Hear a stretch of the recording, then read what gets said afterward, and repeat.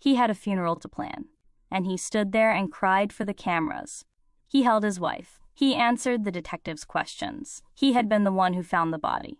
What no one knew yet was that he had also been the one who pulled the trigger. In small towns, people tend to know each other's business. Or at least, they think they do. In Beloit, Ohio, a tight-knit community built on coal country values, most people kept their lives simple, their circles close. But behind the surface of ordinary life, there are sometimes secrets so carefully kept that even the people closest to us have no idea what's really going on. This is a story about one of those secrets, about a friendship that was also something else, about a marriage built on a lie, and about the moment one man decided that silence was worth more than a life. My name is Claire Bennett, and this is Domestic True Crime. If you believe that careful, responsible storytelling matters, that victims deserve more than a headline, your support helps keep this channel going. David was 21 years old when he walked into a birthday party and walked out with his future, or what he thought his future would be. The gathering had been organized by his mother, a casual celebration that turned out to be anything but ordinary. Among the guests was a woman named Sherry, a single mother already raising 3 young children on her own. David was drawn to her immediately. By the following morning, he had told his mother he'd met the person he wanted to spend his life with. Some people in David's circle were cautious. Sherry came with responsibility. 3 kids, a history, a life already in motion. Taking that on at 21 was no small thing. But David wasn't the kind of person who backed away from a commitment. He stepped in fully. He enrolled in a coal mining program to make sure he could provide for the family he was choosing to build. And slowly, he became the man Sherry's children would come to call their father. It was during his mining training that David met Brad McGary. Brad had grown up in Cambridge, Ohio, in the same working-class corner of the state. He'd faced obstacles most people in his world didn't discuss openly. He was gay, in an environment that didn't always make space for that. He'd absorbed the prejudice, found his footing, and built a life on his own terms. For years, he'd worked in hairstyling. Eventually, he made the shift to coal mining, a sharp change of pace, but one he embraced. He and David clicked immediately. Brad became more than a coworker. He became part of the family, close enough that David's children called him Uncle Brad. He spent holidays with them. He was there for the birthdays, the ordinary evenings, the kind of presence that makes someone feel like permanent furniture in a life. By 2017, David was 30 years old. He and Sherry had been married for years. Their children were growing up. From the outside, it looked like exactly what it was supposed to be. But there was something no one in that household knew. Uncle Brad wasn't just a friend. Exactly when things between David and Brad shifted into something else is difficult to say with certainty. What eventually came to light was that the 2 men had been in a secret relationship for years, an ongoing, hidden romantic involvement that David had kept entirely concealed from his wife. David had never come out. Not to Sherry, not to their children, not to anyone in the life he'd carefully constructed. Brad, who had spent his adult years living openly, was now in a relationship that required him to be invisible again. People who knew Brad during this period noticed something had changed. His close friend Wendy later told investigators that Brad had become increasingly consumed by the relationship. She described it as having gone somewhere strange, that Brad was in deep, and the situation had become complicated in ways she couldn't fully articulate at the time. Brad had also recently ended a separate relationship with a man named Scotty, a difficult split, marked by arguments and tension. The people around Brad knew about Scotty. They didn't know about David. By the spring of 2017, something had shifted between David and Brad. Whether Brad had grown tired of the secrecy, whether he had pushed for David to finally tell Sherry the truth, or whether things had simply reached a breaking point, the exact nature of the tension isn't fully known. What is known is that the 2 men had plans to meet on May 7, 2017. Brad had left a family lunch that afternoon, told a cousin he needed to get home, and mentioned that someone named DJ was coming over. DJ was what Brad called David. Brad told his cousin, lightly, casually, the way you do when you're talking around something, that he was planning to take a nap with his guest. His cousin understood what that meant. She also knew something else about DJ. He was married. He hadn't told his wife anything, and their relationship had been going on far longer than a few months. That afternoon, David drove to Brad's house. Not in his own truck, in his wife's car. Cases like this one take weeks of careful research to get right. If this kind of storytelling matters to you, consider supporting the channel. It's what keeps this work going. What happened inside that house on the afternoon of May 7, 2017, the specific words exchanged, the moment things turned irreversible, only one person knows for certain. What investigators were eventually able to establish is this. At some point during that visit, Brad McGary was shot twice in the back of the head. He died in the basement of his own home. The physical evidence indicated he had been on his knees when the first shot was fired. After it happened, David didn't leave and disappear.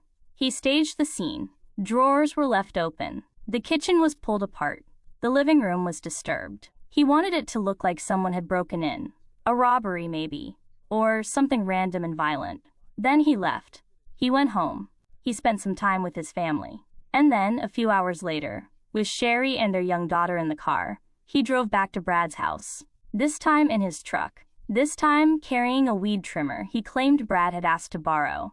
He knocked on the front door. No answer. He led his family around to the back.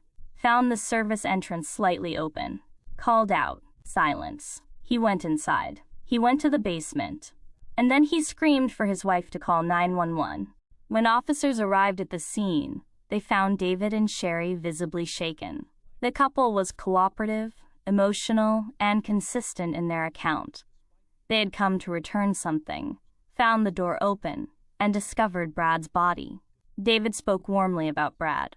He described the depth of the friendship, the holidays together, the bond with the children, the vacation they had planned for August. He mentioned that Brad had recently been through a rough breakup with a man named Scotty, though David said he only knew him by his first name. In the basement, investigators found Brad lying face down, a significant amount of blood surrounding his head. The initial instinct of some officers was to consider whether this could have been self-inflicted. When the forensic examiner arrived and asked about a weapon, there wasn't one. When the body was turned over, there still wasn't one. The suicide theory dissolved quickly. The house had been disturbed, but oddly, a television remained untouched. Cash was visible on the floor. Several pieces of art, including pieces from Brad's collection of rural-style works, were left in place. Nothing of obvious value had been taken. The investigators recognized it. The disorder wasn't the result of a robbery. It was the result of someone trying to create the impression of one. They considered other angles. Brad was openly gay and worked in the mines. Could this have been a hate crime? When they spoke to his co-workers, the answer was uniformly no. Brad was respected, liked, described without exception as a solid colleague. That line of inquiry closed quickly. Detectives canvassed the neighborhood. A camera mounted on a nearby property faced the street in front of Brad's house. They pulled the footage, and they kept talking to people. 2 days after the murder, a cousin of Brad sat down with investigators. She told them about the conversation she'd had with Brad the afternoon he died, that he'd left the family gathering early to meet someone named DJ, that there had been a romantic implication to the visit, and that this DJ was a married man who had not told his wife about their relationship. The relationship, she said, had been going on for years. Pressed for a name, she gave one. DJ was David. The detective later said that everything shifted in that moment. A grieving friend became a prime suspect. Working under the pretext of retrieving photos from his phone related to the scene, investigators obtained David's device. What they were actually after was location data. His phone placed him at Brad's house that afternoon, during the window when the shooting occurred. Deleted text messages were recovered through forensic analysis. They confirmed the relationship. The surveillance footage told the rest of the timeline. David's first visit to the house that day, before the death, had been made in Sherry's car, not his own truck. He had arrived, stayed approximately 40 minutes, and left. Hours later, the same footage captured him returning in his truck, with his family. When detectives sat David down and laid the evidence in front of him, he didn't immediately collapse. He adapted. Over the course of a lengthy interrogation, he offered somewhere between 7 and 8 different accounts of what had happened. He acknowledged being at the house. He denied involvement. Then he introduced a third party, an unnamed man who had been there, who had argued with Brad, who had fired the shots and threatened David into silence before letting him walk away. The detectives didn't believe it. David adjusted the story again. Eventually, he admitted the relationship with Brad. He said it had only been a few months, not years, as the evidence suggested. He said Brad had not been pressuring him to leave Sherry. He said what happened that afternoon had been Brad's own doing, that Brad had produced a weapon, waved it in his face during a confrontation, that a struggle followed, that David had managed to take the gun, and that he had fired in fear. Self-defense, David said. The forensic evidence dismantled that claim entirely. Brad had been shot twice in the back of the head. The trajectory and positioning indicated he had been on his knees when the first bullet struck the upper portion of his skull. The second shot followed. A person being shot twice in the back of the head is not the outcome of a struggle. It is not self-defense. David also admitted that after leaving Brad's house, he had disposed of the weapon.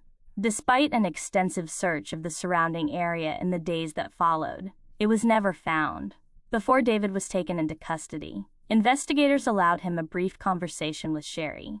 They observed it closely. He told her about the affair. He said he regretted everything. He said he wished he could undo it. Sherry, through tears, asked him if he was seriously offering her that as an explanation. She told him she couldn't look at him. The investigators noted that her reaction confirmed what they had suspected. She had known nothing. She had been as deceived as everyone else. David was arrested on May 9, 2017, and charged with aggravated murder.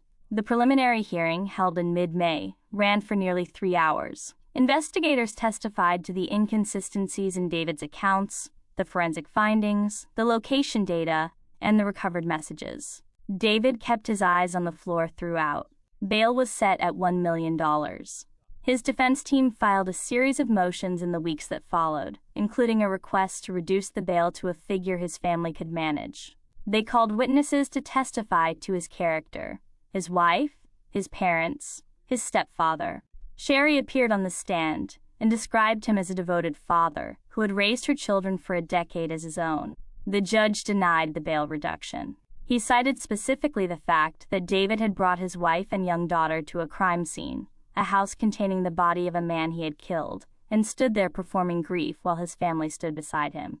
The trial lasted a week. The prosecution walked the jury through the surveillance footage, the phone data, the forensic autopsy results. A DNA specialist testified about biological evidence found at the scene. The defense conceded that David had not been entirely truthful, but maintained that his actions had been driven by fear, not intention, and that the charge should be manslaughter, not murder. The prosecution closed with this: 2 bullets, fired into the back of a man's head while he was on his knees, are not the outcome of fear. They are the outcome of a decision. The jury deliberated for 4 hours. They returned a unanimous verdict: guilty of aggravated murder.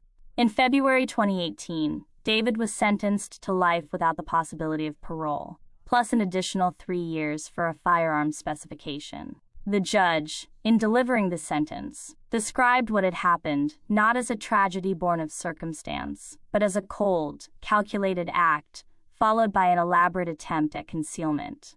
He noted that a man capable of ending the life of someone who loved him, and then standing over that person's body, weeping for witnesses, could not be returned to public life. As of mid-2023, David remained incarcerated in Ohio. His attorney had pursued appeals, seeking the possibility of eventual parole. Each one had been denied. What happened to Brad McGary sits at the intersection of several things that are worth examining. There is the question of a secret that had been kept for years. Not a passing omission, but a sustained double life that required consistent, active deception of the people closest to David. Sherry had no idea.